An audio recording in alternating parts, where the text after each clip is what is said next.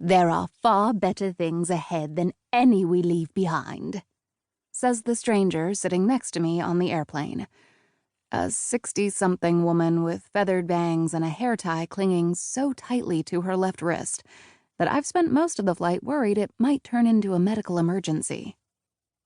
In my years of assorted travel, I've had a long history of questionable airplane seatmates.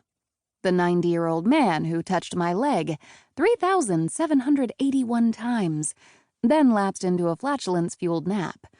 The crying baby of all crying babies. The woman who drank too many mini bottles of rum and passed out on my shoulder, drooling.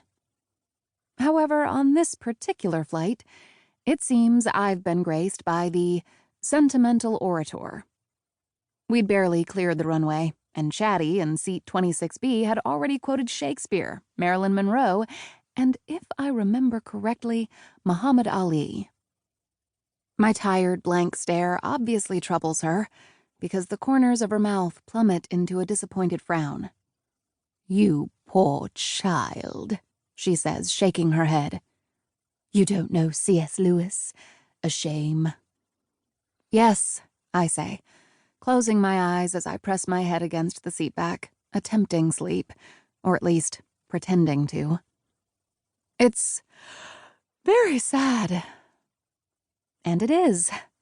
I've just been accused of not knowing a quote by one of my favorite authors, though I'm presently too exhausted to defend myself. But what's sadder? The very quote itself. There are better things ahead than any we leave behind. My eyes shoot open as the plane begins to descend over London, and a burst of turbulence jostles me against the sentimental orator, who I predict will soon start reciting Gandhi, or maybe Mother Teresa. My mind churns. What if C.S. Lewis was wrong? What if there aren't better things to come? What if... The plane rattles again as it slips beneath a cloud, landing gear deployed. A moment later, we're touching down at Heathrow with a thud. I peer out the window. So, this is London. The sentimental orator gasps and fumbles for her inhaler as I take in my first view of England and its seemingly endless gray. A thick layer of fog and dark clouds blend like a muddled watercolor painting, and my own gray mood.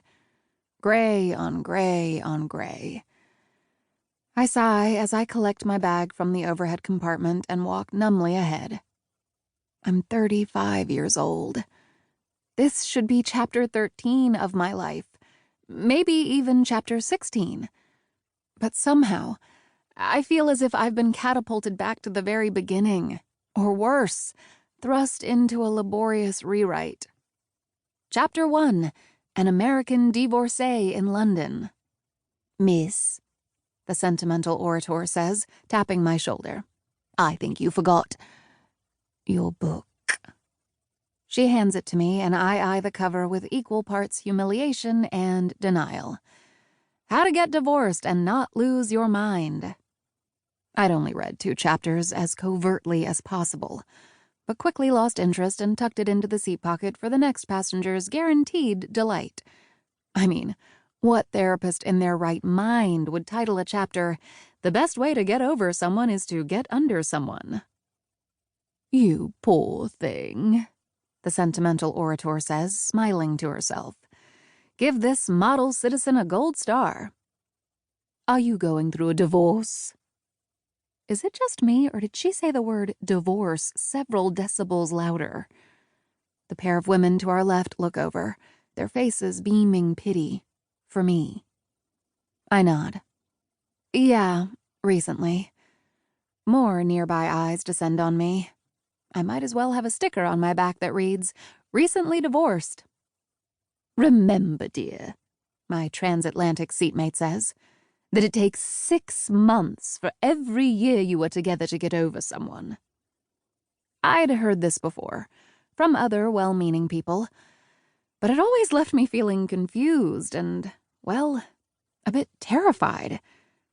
Nick and I were married for 12 years, so by those calculations, will I wallow in sadness and self-loathing for 6 more? Who made up this ridiculous statistic? And can we all agree that it's completely bogus? It has to be, right?